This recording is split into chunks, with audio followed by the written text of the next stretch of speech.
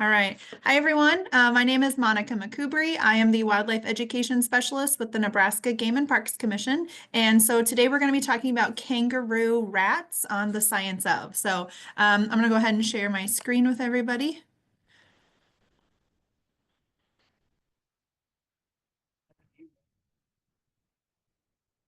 All right. Okay, so we'll go ahead and talk kangaroo rats. So if you've never heard of kangaroo rats, then you're going to be in for a real treat today. Maybe you have heard of them, but you've never seen one before. If you've been any time or spent any time in Western Nebraska, that's kind of the best place that you're going to see them. They're actually quite common in that area. We're going to talk about all their cool adaptations that they have today. So we're going to be talking about kangaroo rats.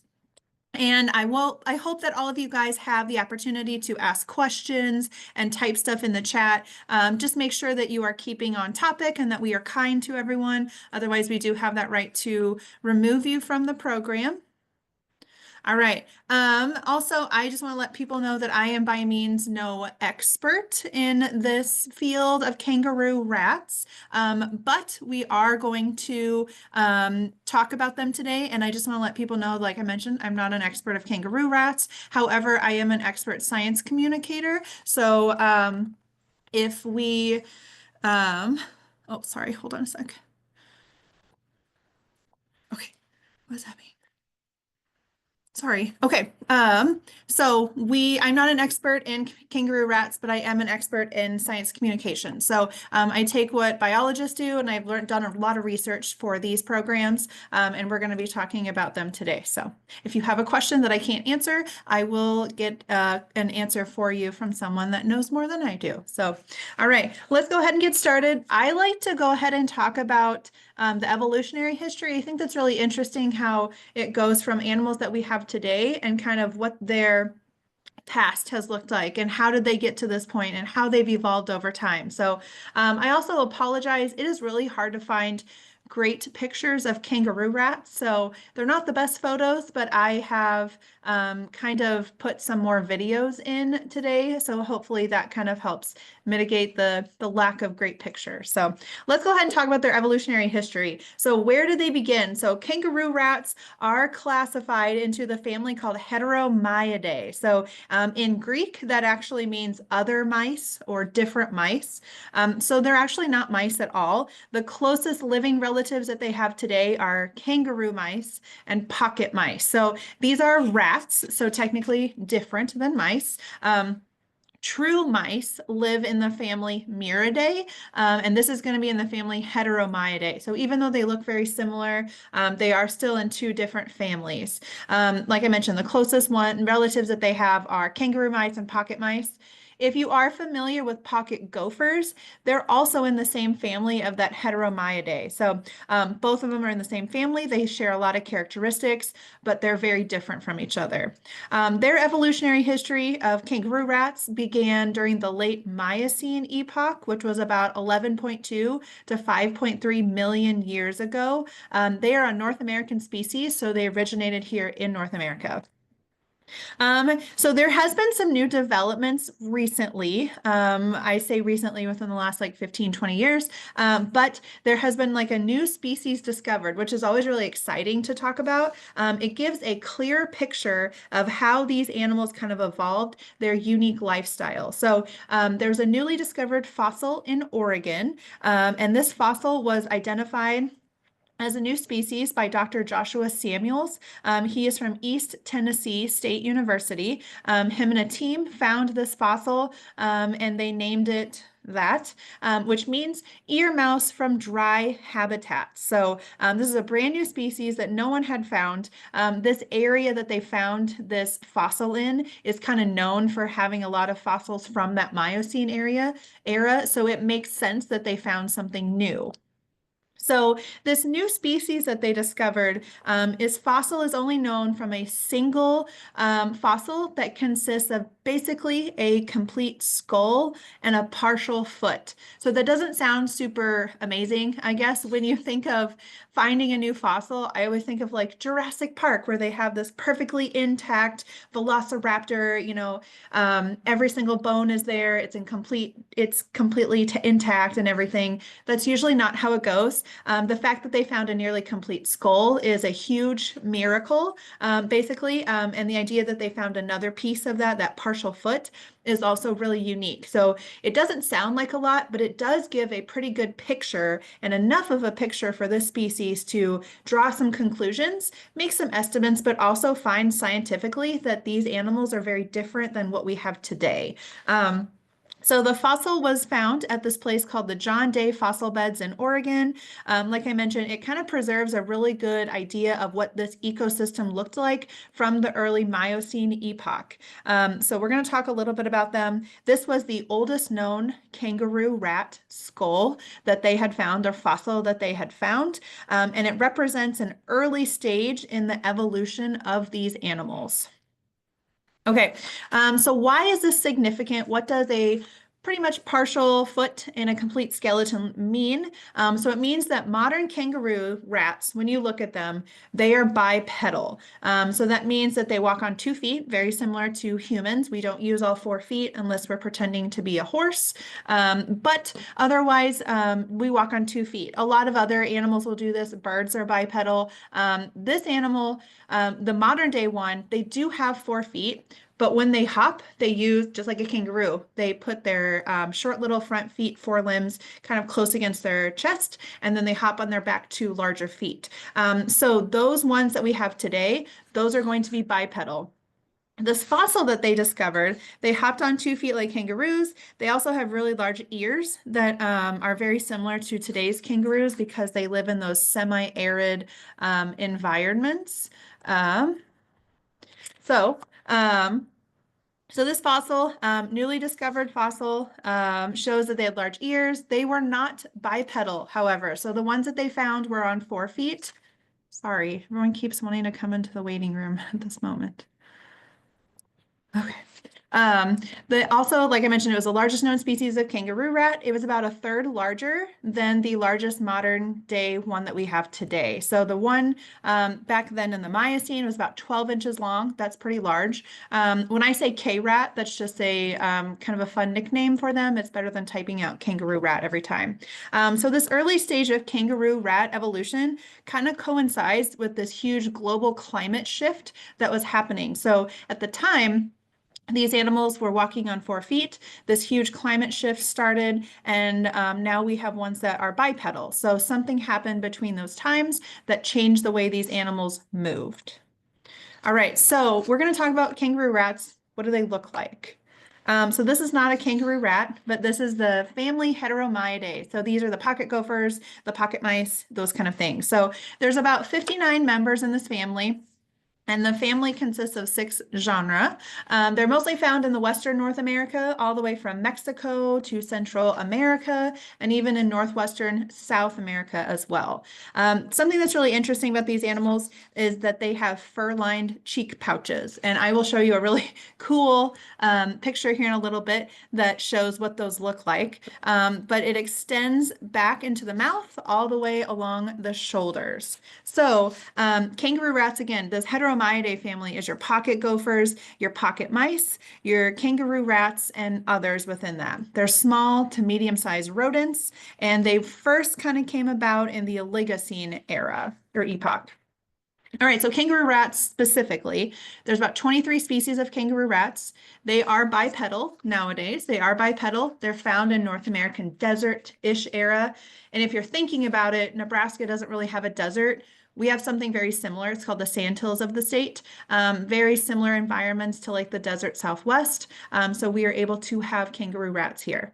They're rodents. They have a really interesting kind of tufted tail. They have a very large head, very large eyes, as you can see here. They have short forelimbs, kind of like a T-Rex, and they have a very long hind legs and feet. They also have those fur-lined cheek pouches, which I'll show you here in a little bit.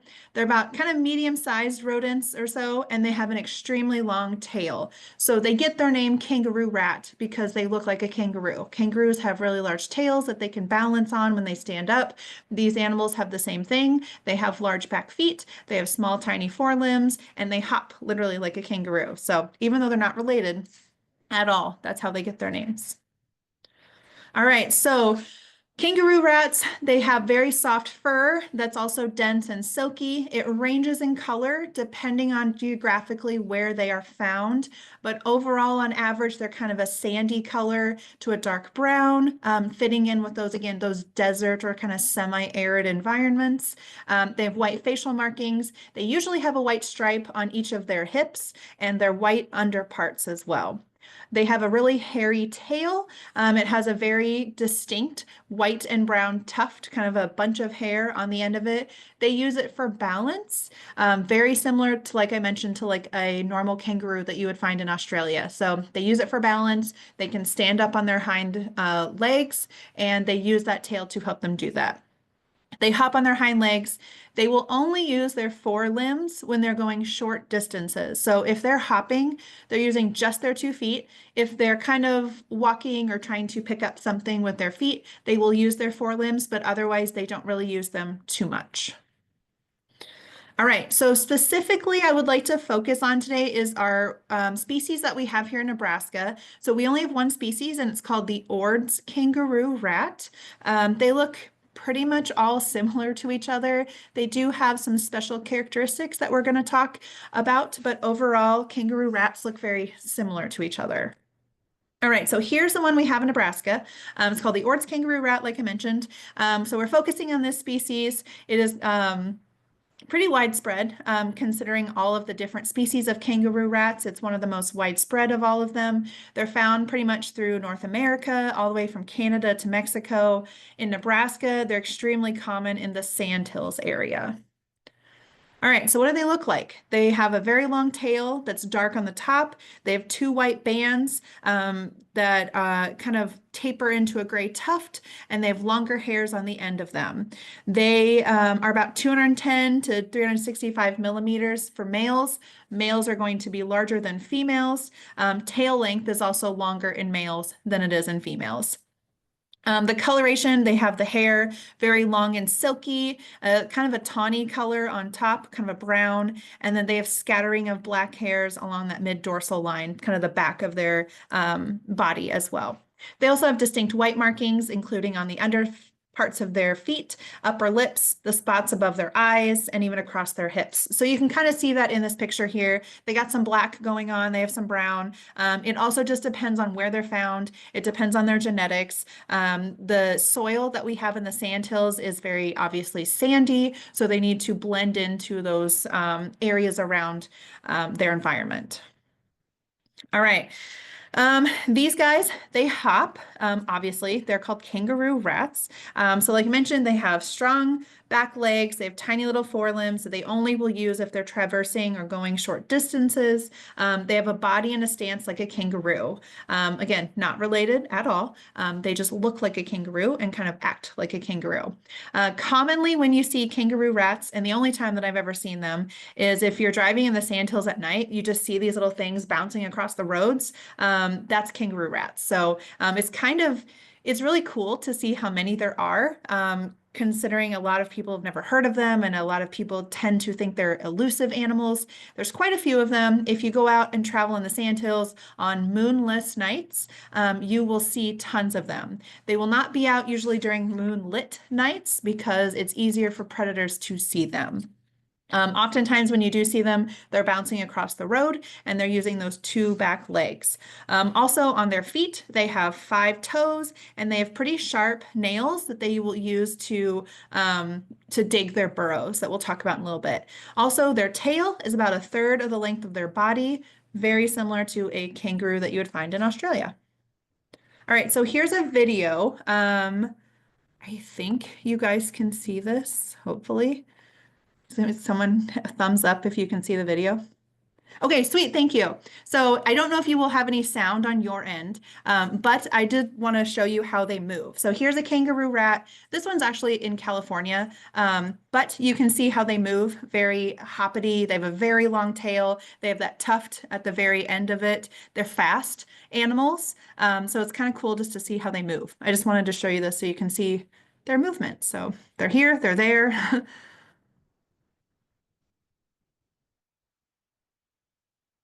So yes, that's a pocket mouse, very similar to a kangaroo rat, but it does show you how they move. So, all right. So one of the things that's really neat about these rodents is that they're very agile. So they're very easily able to maneuver. They have back legs. They're kind of called like the ninjas of the night.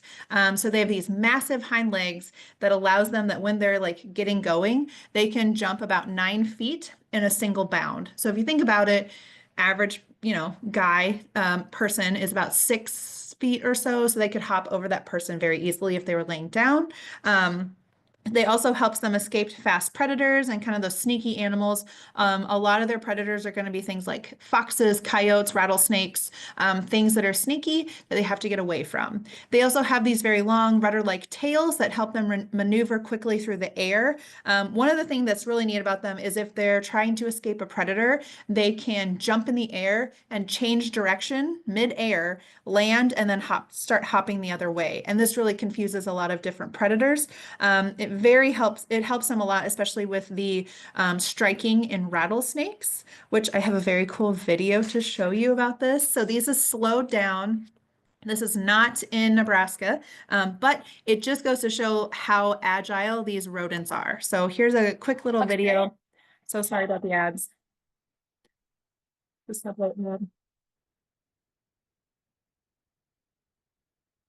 There we go. All right, so you can see here, that snake does get a quick little bite in, but for snakes to do that, they actually have to insert their fangs into the blood. This is not happening in those. So kangaroo rats, look at that. Literally kicks it away, is on its back. The snake has the tail in its mouth and it's not doing anything. So this is kind of pathetic to watch for the rattlesnakes, but it does show how cool and maneuverable these kangaroo rats are. So that rattlesnake's laying so calm, so still, waiting for this animal to come. This one's very slow motion, but look, that complete changes direction here, actually steps on the rattlesnake and gets away. There's another one. That one's close, but he does get his back feet. He literally kicks the entire snake away. Very cool. That one changes direction. He'll change direction literally mid-air. He uses that tail as almost like a propeller to do that, and he lands the other way and is able to run. So very cool that they can do that. Another cool adaptation that they have is they have these extremely large ears so that they can detect snakes when they approach and other predators. It was not able to detect a lot of those snakes because they were still. They were just sitting there waiting for something to walk by. But if snakes are moving through, they have these very, very large ear canals that they're able to hear things. So they're very sensitive eyes. They also use them to see in the dark. If you notice, their eyes are huge and black. Those eyes let in as much light in the night as possible so that they can see. And if they are snatched by a predator, these guys are pretty prolific breeders. Most likely, they've already passed on their genes to the next generation. These guys also live a pretty solitary lifestyle. So if you won't ever see like a group of kangaroo rats hanging out together. Here's what their skull looks like from the bottom and from the top. It's pretty neat. So they have these very large auditory bulla back here.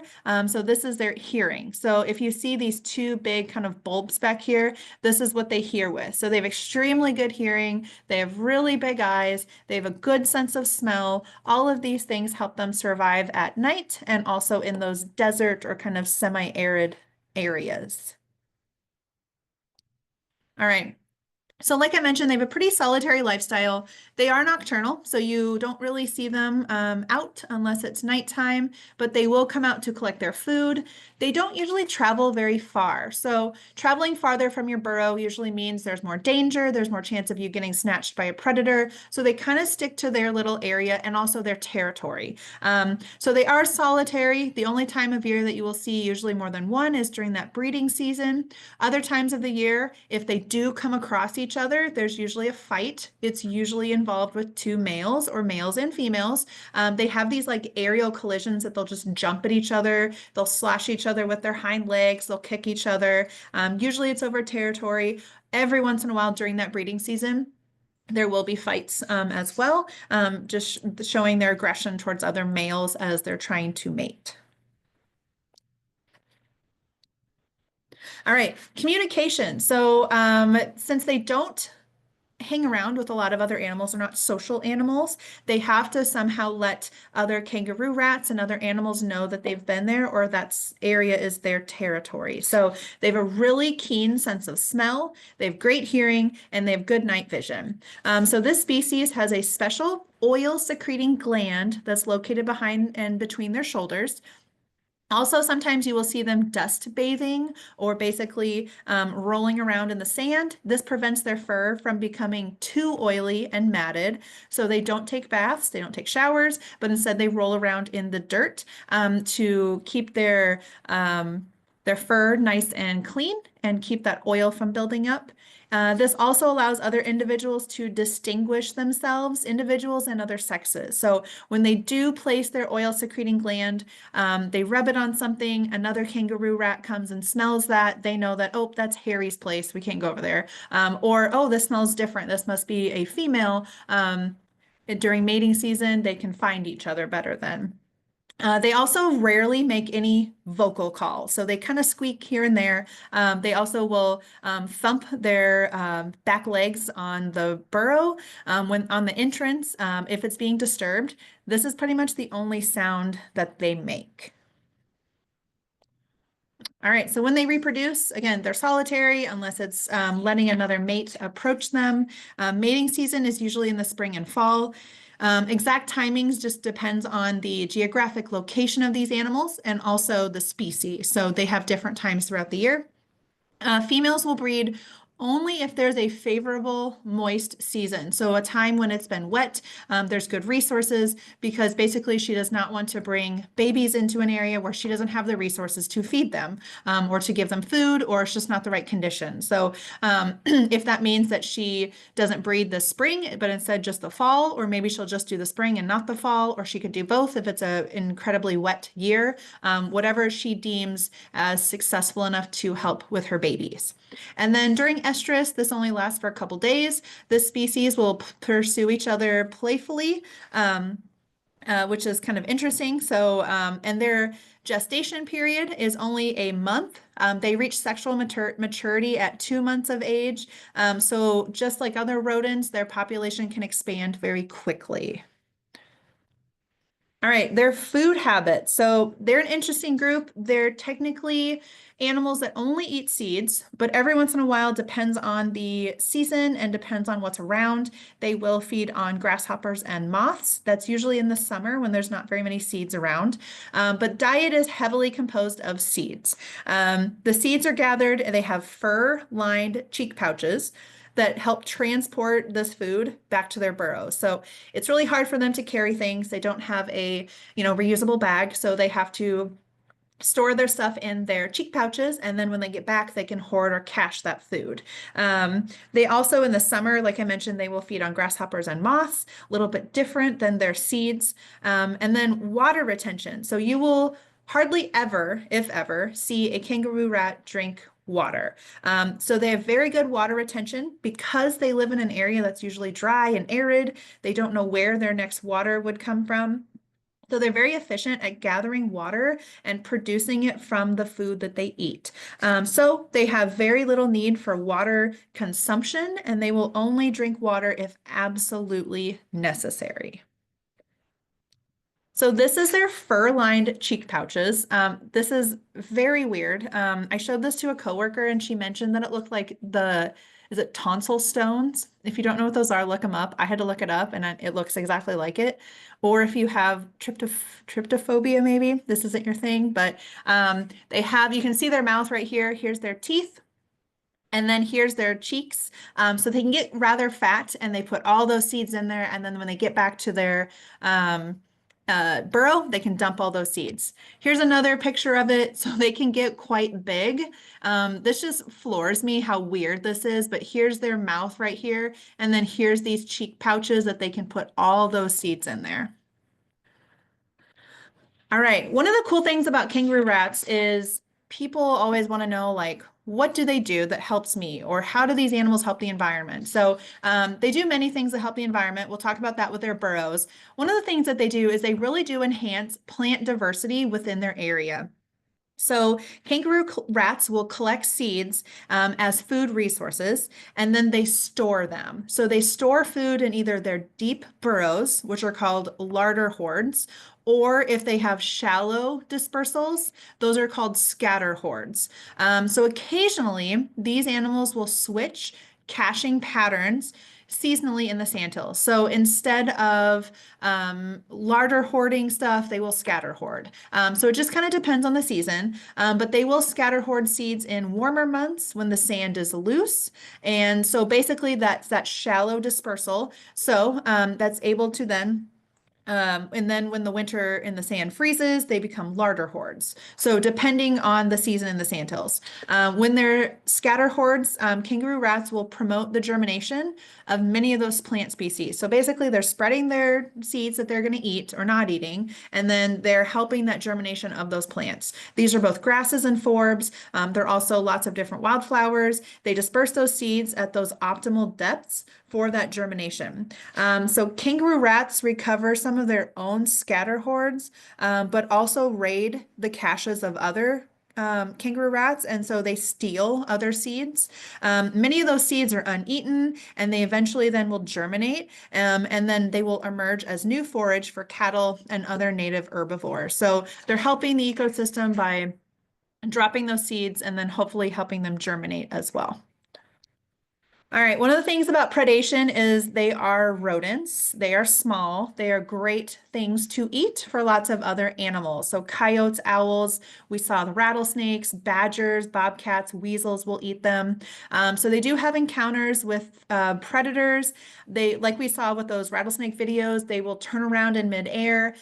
If they do have an animal that's trying to eat them, they will turn around and they spray sand at them. So they'll kick sand in their face, and especially those eyes so that they cannot eat them. And then one of the things that they will do is they can evade those predators. And again, they can jump about 2 meters or about 9 feet in that single bound. I have a really cool video to show you. It is not, again, in Nebraska. Sorry, if it loads here. This is a fox trying to get this kangaroo rat. You would think a large fox would be able to snag this kangaroo rat fairly easily, but it is quite entertaining to watch this fox don't get anything.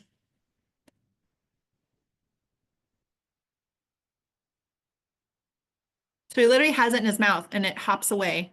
The fox just seems really frustrated and it's almost like a game. But the kangaroo rat is just trying to confuse him.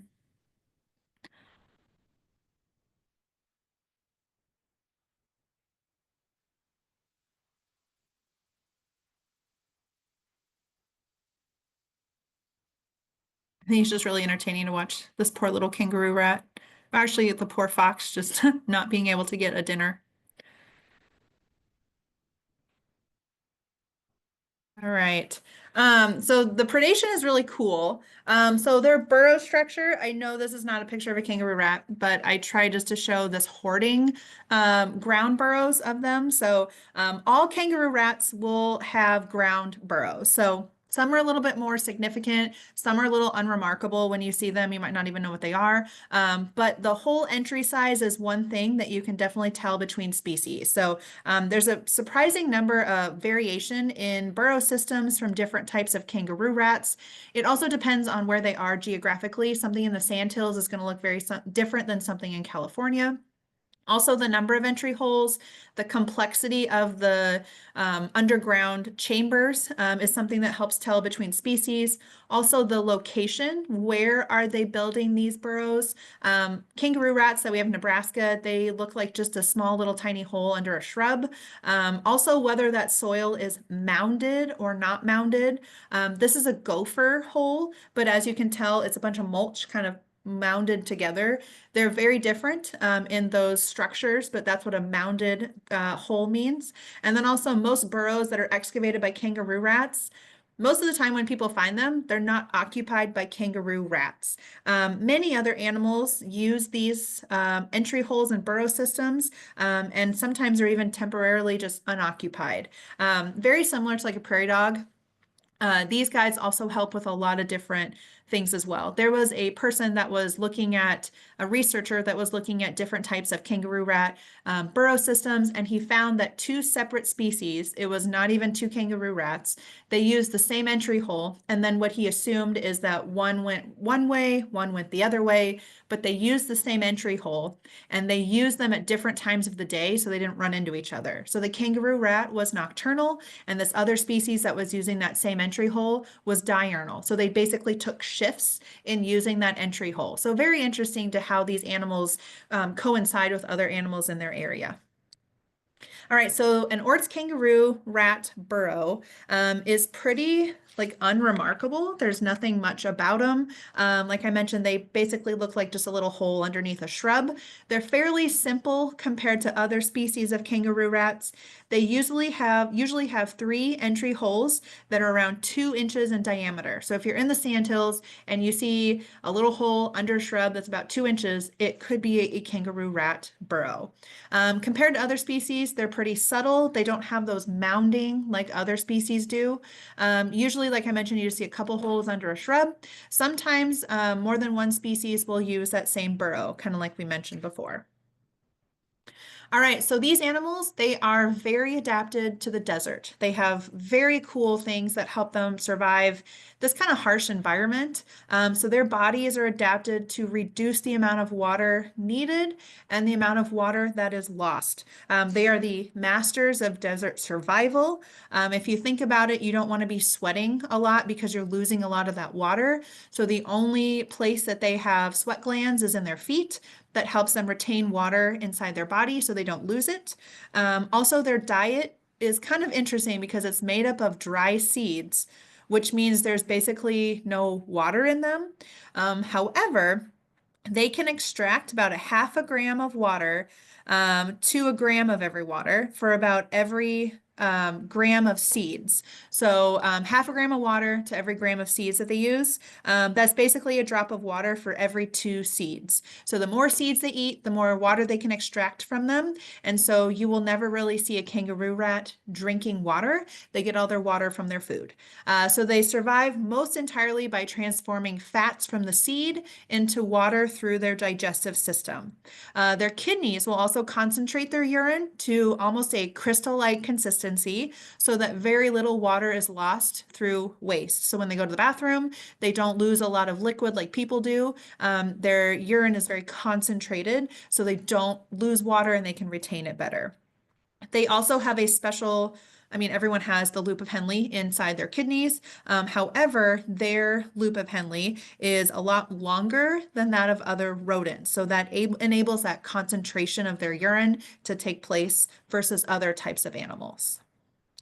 All right, something else that's also interesting about them is they have their own kind of built-in air conditioner. So if you have an air conditioner in your house, how I'm going to tell you their nasal passages work is the same way an air conditioner works. So they have a cooling system in their nasal passages that reduces moisture loss. So these K-rats will keep their nasal passages at a lower temperature than their core body temperature. So basically the air that is exhaled from their lungs cools as it passes through their nose. This causes water vapor to be picked up from the lungs and it condenses inside the nose where it's then reabsorbed back into the body. Body temperature of the animals also exceeds that of its environment. So the animal is going to be warmer than its environment so it doesn't sweat. So basically, it reduces the need for evaporative cooling, or that sweating. So because the animal then can radiate that heat, they only have sweat glands in their feet. So this helps them again to keep that water, retain it inside of them so they don't lose it. All right, so really quick, kangaroo rats in Nebraska. We have the Ord's kangaroo rat. It's found in about 17 other states. It's 16 other states, including Nebraska. It's the only species that we have. They're pretty common and widespread. They're common in like that western area, especially the sandhills. They have a preference for sandy ground and they don't like a lot of vegetation. If anyone's familiar with Keith Geluso, he's with the University of Nebraska at Kearney. He's been tracking these elusive Ord's kangaroo rats. He wants to learn how this animal and other small animals contribute to the ecological diversity of the sandhills. So if you're familiar with Keith, he has a couple cool things out there on Nebraska. It used to be NET. I don't remember what it is now. Nebraska Public Media or something like that. He has a couple small little segments on there, and I can also put those in the evaluation that all of you will get from me tomorrow as well. So he's done a lot with K-rats. They're cool species, and he's done a lot of work in the sandhills with them as well. All right, so that was kind of all that I had today. A little bit shorter than most of them, but hopefully you guys will come back next month, April 10th. So we're going to be talking about tree frogs. So our Cope's gray tree frogs that we have here in Nebraska. And then you can see we have something else every single month for the rest of the year. And if you liked this, we also have a Nebraska Education YouTube channel where we have about 85, 86 videos on there, talking everything about fungi to cyanobacteria and prairie dogs, mountain lions.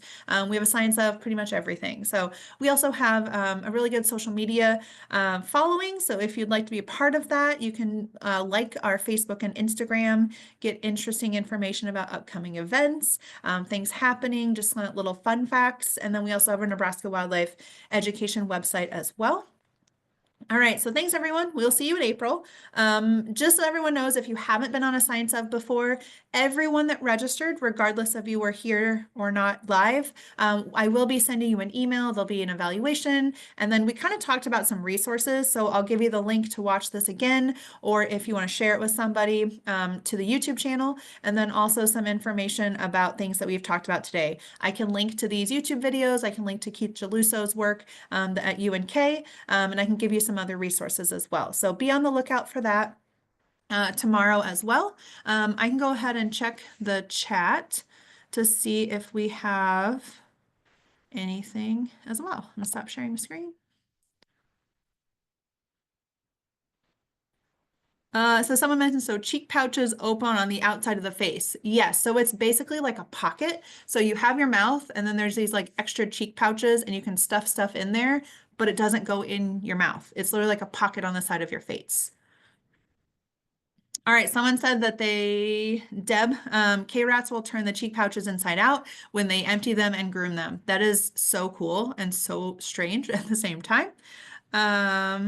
Please do pass on the information about Keith Geluso. Absolutely, I can do that. How long do K-rats live? Ooh, good question. I didn't find an exact time, but I would assume very similar to a lot of other rodents, which is small rodents, which is not super long, maybe like a year to 2 years or so. They do reach that sexual maturity at 2 months. Usually when they reach sexual maturity earlier, they don't live as long. So good question. I'm not exactly sure, but I assume not very long. How many babies do they have in each litter? I did read that and I can't remember. I will definitely put that in the registration information that I send out tomorrow. Someone said they had a captive one for about 2 years. Okay. And that was probably really good because they had no predators, they had food. So that's probably quite long lived. So bunch of babies. Yes, they do have a bunch. They can breed in spring and fall. They have a single month as their gestation period. So my guess is that they can have quite a few in each litter. So, all right, everyone. I will look that stuff up. I'll get those registration links out. How long does sexual maturity? Someone asked. They reach sexual maturity at 2 months. That's crazy. 2 months old. All right. I will send all this information out. Thanks everyone for watching, and hopefully we see you in April. Have a great rest of your day. Bye, guys.